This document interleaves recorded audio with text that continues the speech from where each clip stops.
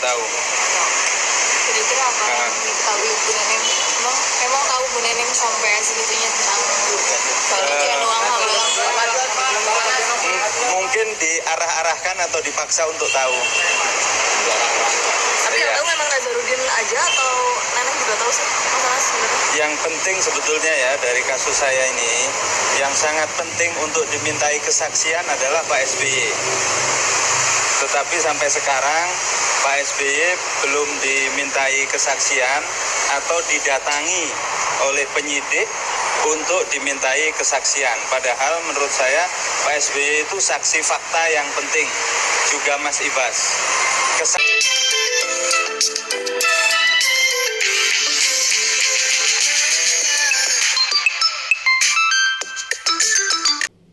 Salam hangat buat teman-teman semua dimanapun berada.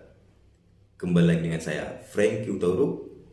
Kali ini di sini saya ingin membahas mengenai kasus korupsi Hambalang, di mana memang kasus korupsi Hambalang ini menjadi bahan pembicaraan yang hangat pada saat ini.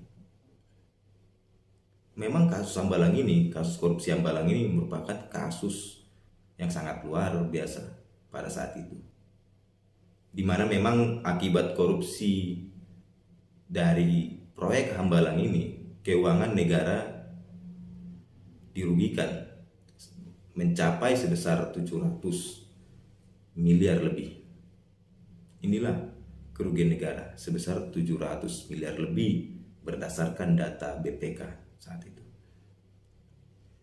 Dan memang di dalam kasus korupsi Hambalang ini banyak orang bertanyakan siapa bos besar dalam kasus korupsi Hambalang ini yang belum tersentuh hukum.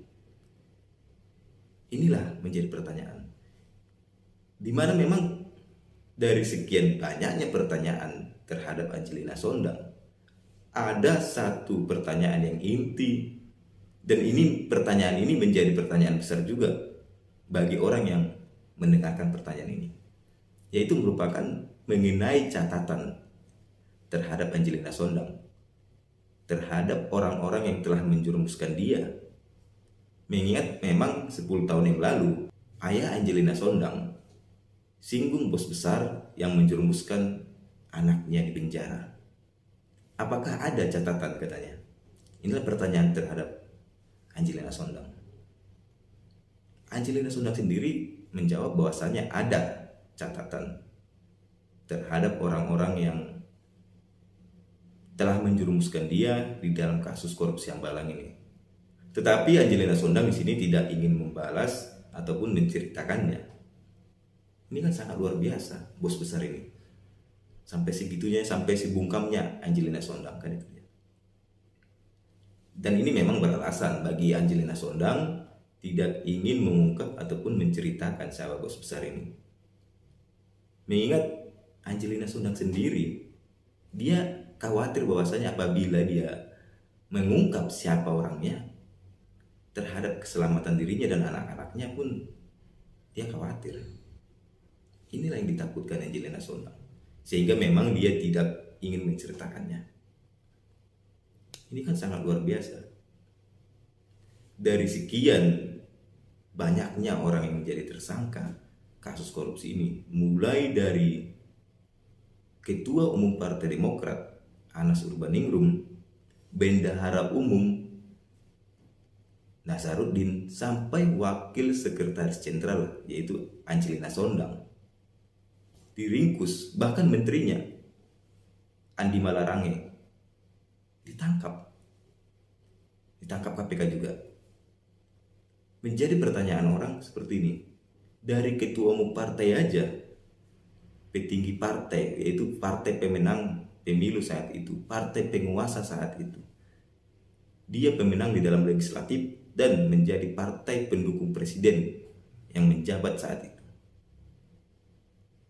Masa bisa diproses hukum kan ini? Ketua umumnya loh. Bahkan si tingkat menteri diringkus KPK, diproses hukum KPK, dihukum KPK. Dan ini menjadi pertanyaan, di atas menteri, di atas ketua umum partai, siapa bos besar itu, kan itu dia. Ini menjadi pertanyaan banyak orang. Mulai dari ketua umum, bendahara umum, wakil sekretaris ditangkap KPK. Menjadi pertanyaannya, apakah mungkin sekretaris jenderalnya tidak mengetahui kasus korupsi ini, tidak terlibat dalam kasus korupsi ini, kan itu dia. Pimpinan partai itu kan terdapat 3 unsur, ketua umum, bendahara, dan sekretaris, kan itu dia. Dan memang sekretarisnya saat itu tidak diperiksa juga ya sebagai saksi. Inilah menjadi pertanyaan, apakah memang sekretaris jenderalnya tidak terlibat dalam kasus korupsi Hambalang? Inilah menjadi pertanyaannya.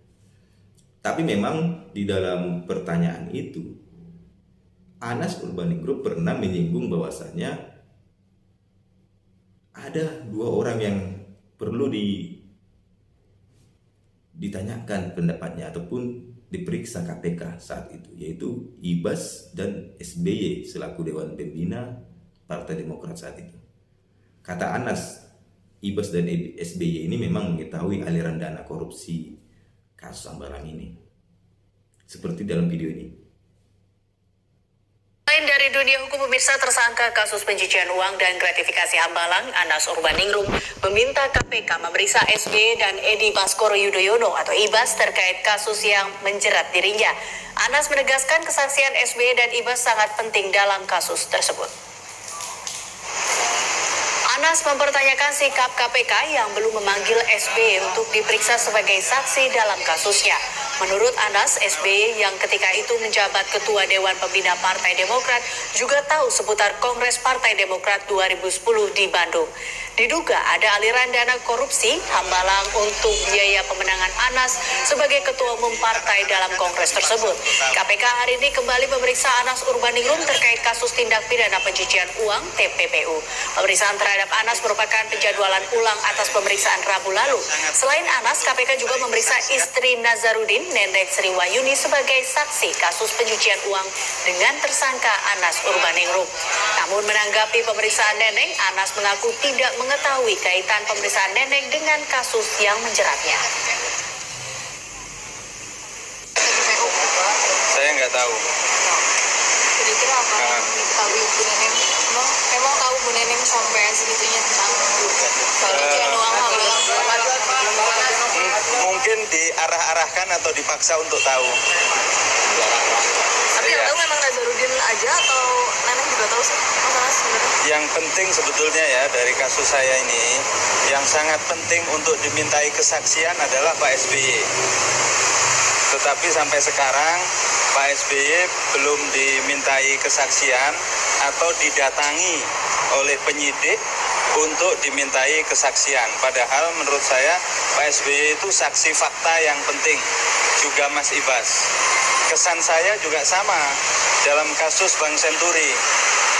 Dalam kasus Bank Senturi itu menurut informasi yang saya punya, Pak SBY juga tahu soal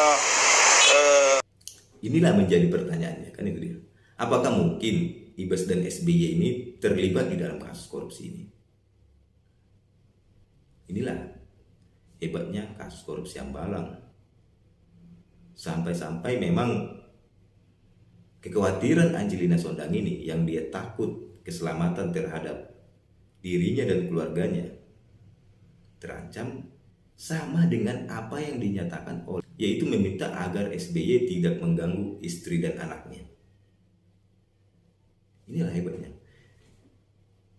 kasus Hambalang ini, sampai orang-orang pun bungkam. Bahkan yang paling ironisnya memang terhadap saksi, ada 4 orang saksi di dalam kasus korupsi Hambalang ini meninggal dunia secara misterius. Yaitu pertama bernama Mutsayat yang merupakan bekas deputi Kementerian Negara Badan Usaha Milik Negara. Dia meninggal di tahun 2014. Yang kedua ada yang bernama Arif Gunawan alias Arif Gundul. Ini juga meninggal dunia secara mendadak pada akhir di tahun 2012. Merupakan Direktur Operasi PT Wijaya Karya. Yang ketiga, Ikuten Sinulingga, juga meninggal dunia setelah jatuh dari jembatan layang Cawang, Jakarta Timur. Yang keempat, Asep, ada yang bernama Asep Wibowo. Asep Wibowo merupakan Direktur Utama PT Metapora Solusi Global. Inilah saksi-saksi yang meninggal di dalam kasus korupsi Hambalang ini, saksi korupsi dalam kasus Hambalang ini. Jadi kekhawatiran Angelina Sondang memang sangat-sangat dapat kita lihat ya, kekhawatirannya, karena memang apa yang telah terjadi terhadap para saksi ini merupakan hal yang harus dikhawatirkan juga oleh Angelina Sondang, di mana dia ingin memang hidup tenang setelah diproses hukum. Itulah yang diinginkan Angelina Sondang. Dari apa yang dipertanyakan terhadap Angelina Sondang, yang merupakan orang yang terlibat di dalam kasus korupsi, bahkan dia memang merasakan, katanya benar-benar dirasakan di dalam penjara. Sebab apa? Karena memang orang-orang yang korupsi biasanya itu akan mendapatkan fasilitas kamar yang sangat nyaman dan seperti hotel lah, seperti kasus-kasus korupsi sebelumnya kan itu ya. Tetapi Angelina Sondang di sini dia memang betul-betul merasakan pahitnya di penjara. Dia tidak mendapatkan fasilitas apapun. Bahkan akibat ini, dari pernyataan Angelina Sondang yang tidak mendapatkan fasilitas apapun di penjara, Rosy Silalahi mempertanyakan kenapa tidak dapat. Angelina Sondang sendiri mengatakan bahwasanya dia tidak mendapatkan fasilitas apapun di penjara. Ketika ditanya kenapa tidak dapat fasilitas, Angelina Sondang sendiri mengatakan bahwasanya dia tidak mempunyai power, tidak mempunyai kekuatan. Sehingga memang apa yang dinyatakan Angelina Sondang ini menjadi pertanyaan juga kan itu dia. Kenapa tidak mempunyai power? Kenapa tidak mempunyai kekuatan? Sedangkan partainya saat itu adalah partai penguasa, partai pemenang pemilu, partai yang mengusung presiden kan itu dia. Kenapa tidak dapat? Tidak ada power kan itu dia. Ya itulah memang dia memang tidak mendapatkan fasilitas apapun dan betul-betul memang menjalani proses hukum yang sangat pahit. Dari sekian banyaknya pernyataan mulai dari Anas Urbaningrum ya kan, yang meminta agar KPK memeriksa Ibas dan SBY, begitu juga dengan Nazarudin meminta agar SBY tidak mengganggu anak dan istrinya, maka masyarakat berpikir bahwasanya ada keterlibatan seorang SBY ataupun Ibas dalam menjerumuskan para kader-kadernya ini di pusaran kasus korupsi Hambalang. Dan ini menjadi bola panas juga Partai Demokrat pernyataan ini.